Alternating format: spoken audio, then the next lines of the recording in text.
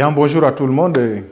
Soyez les bienvenus encore une fois de plus à nos déroulements de séquences de cours et dans la continuité des types de phrases, après avoir parcouru le type déclaratif, on rappelle le type exclamatif, le type interrogatif. Nous achevons actuellement avec le dernier type de phrase qui existe, puisqu'on a dit qu'il y en a 4, d'accord, à savoir le type impératif.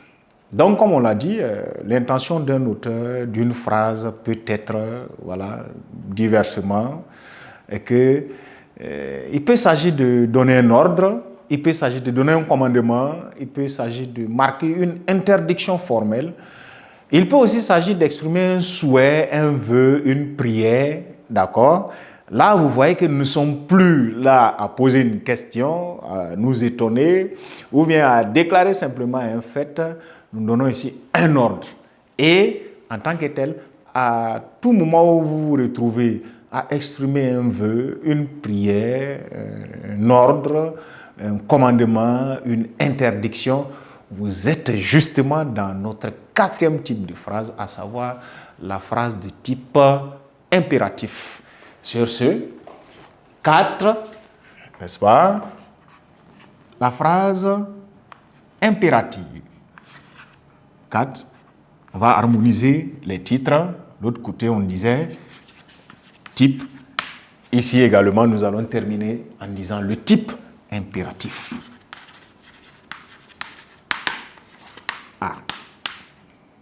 Type impératif. Dernier type de phrase.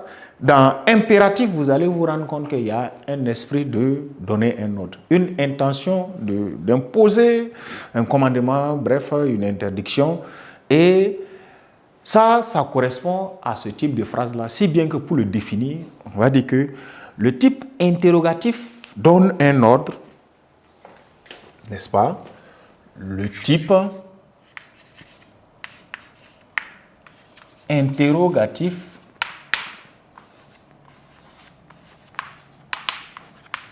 n'est-ce pas, donne un ordre, n'est-ce pas, un commandement. Là, la coupure ne sera pas bonne ici. On va reprendre.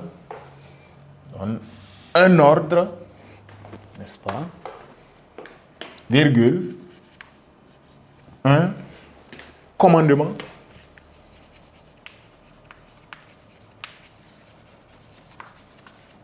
N'est-ce pas?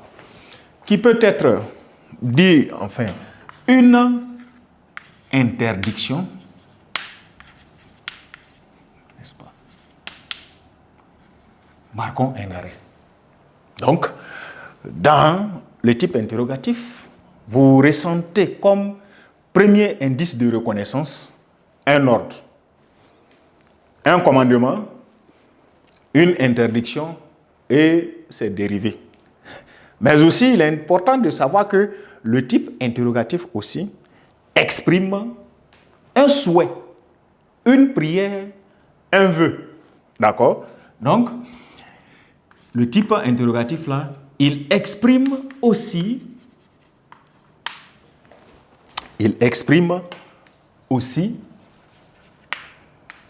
une prière, n'est-ce pas? Un vœu, c'est le singulier, vous avez été habitué à le voir avec X, mais un vœu, on va pas mettre X, un vœu, n'est-ce pas? Un souhait, et etc. Voilà comment on définit la phrase impérative ou la phrase de type impératif. Alors, dans vos habitudes, vous avez fréquemment rencontré les phrases lorsqu'elles donnent généralement un ordre, un commandement, etc. Il s'ajoute à tout ça un souhait, un vœu une prière est une phrase de type impératif. Voilà. Et comment tout ça se reconnaît? Si je dis, sortez immédiatement, à titre d'exemple, je vais mettre exemple. Exemple 1. À travers une phrase telle que sortez. Pardon. Immédiatement.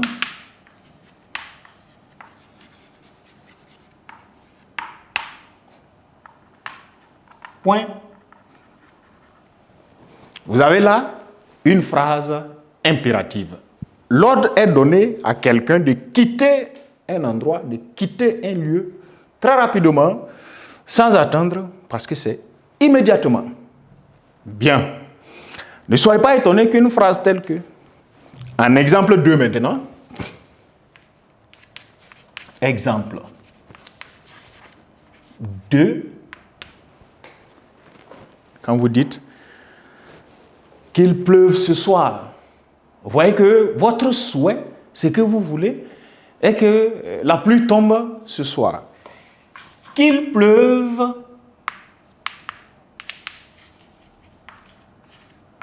ce soir. Peut-être qu'on en a marre de la chaleur. On dit qu'il pleuve ce soir. Dans cette phrase, il faut faire attention.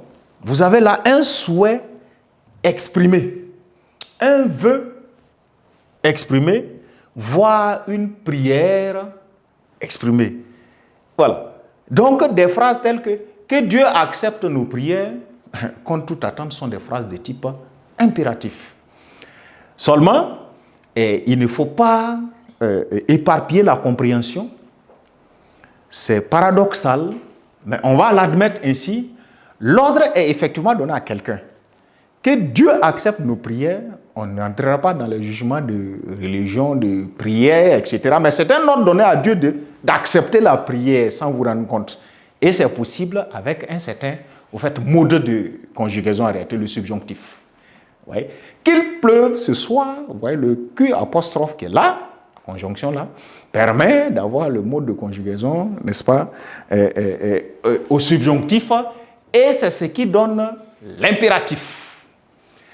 En plus de l'impératif reconnaissable assez aisément à travers des ordres de commandement, quitter immédiatement, etc. Il est important de reconnaître que si on définit le type impératif de cette manière, d'accord, de même que les autres types, creusons maintenant sa reconnaissance. Comment le type impératif se reconnaît, n'est-ce pas, lorsqu'on écrit une phrase, par exemple, de type impératif, n'est-ce pas? Vous allez vous rendre compte que, là, pour faire la séparation, vous allez vous rendre compte que, à l'écrit, n'est-ce pas, le type impératif, n'est-ce pas, le type impératif se reconnaît par le point tonique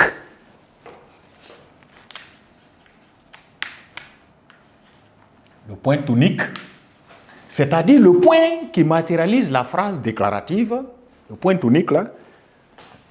On va à nouveau le symboliser en parenthèse, c'est-à-dire ce point-là, vous voyez, ou par un point d'exclamation, ou le point d'exclamation.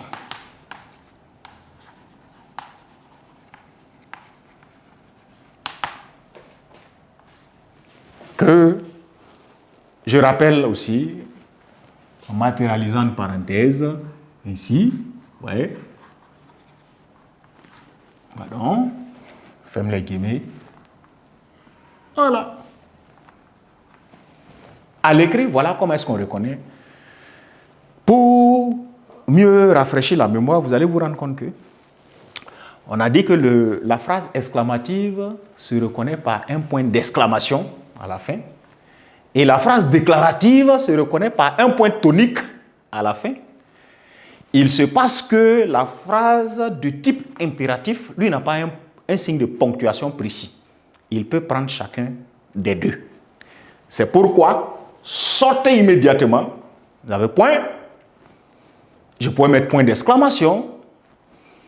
Qu'il pleuve ce soir, je mets point d'exclamation. Tout comme je pouvais mettre un point tonique ici. Quand c'est comme ça devient peut-être confus à la limite à l'esprit, mais il ne faut pas s'en faire. Qu'est-ce qu'il faut rechercher? Il faut rechercher, d'accord, à vérifier. Est-ce que cette phrase-là, elle donne un ordre ou bien elle exprime une exclamation? Quelqu'un ne s'étonne pas dans cette phrase-là. Ce n'est pas une surprise, une admiration, un sentiment de joie ou voilà, un étonnement. C'est un souhait exprimé, une prière. Moi, je veux qu'il n'a qu'à pleuvoir ce soir. Le minimum, c'est de me mettre à prier qu'il pleuve ce soir. D'accord? Dans la première phrase, on a mis un point tonique. Est-ce pour autant qu'il faut dire que c'est une phrase déclarative? Non, parce que il ne faut pas perdre de vue, voilà, la réalité qui est dedans. L'intention, on a dit, l'objectif, le but de l'auteur de cette phrase-là, c'est de donner un commandement. Sortez immédiatement. C'est d'impliquer justement, vous voyez, ou de donner ici un ordre d'expulser quelqu'un d'un endroit, d'un lieu ou d'un espace, de toute façon d'une maison, si vous voulez, sortez immédiatement. C'est ce qui fait que vous allez retenir que, à l'écrit, le type impératif, je viens de le dire, se reconnaît par le point tonique ou bien ça peut être le point d'exclamation. L'essentiel à vérifier, c'est de toujours chercher à savoir quelle intention se cache derrière l'auteur de la phrase. C'est pourquoi il n'est pas suffisant toujours de s'accrocher seulement au signe de ponctuation de la fin de la phrase. Il faut aussi analyser l'intention qui est exprimée à l'intérieur de cette phrase.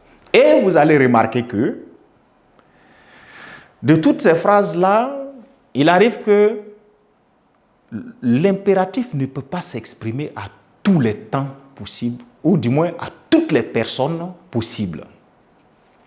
En tant que celui qui parle, je ne peux pas me donner un ordre. Voilà, c'est quelqu'un d'autre, par exemple, qui peut me chasser de la classe. Je ne peux pas moi-même me chasser de la classe dans une phrase. C'est ce qui fait que vous allez vous rendre compte que l'impératif s'exprime à 3 personnes. D'accord? Vous avez la deuxième personne du singulier et du pluriel, n'est-ce pas? Et la première personne du pluriel.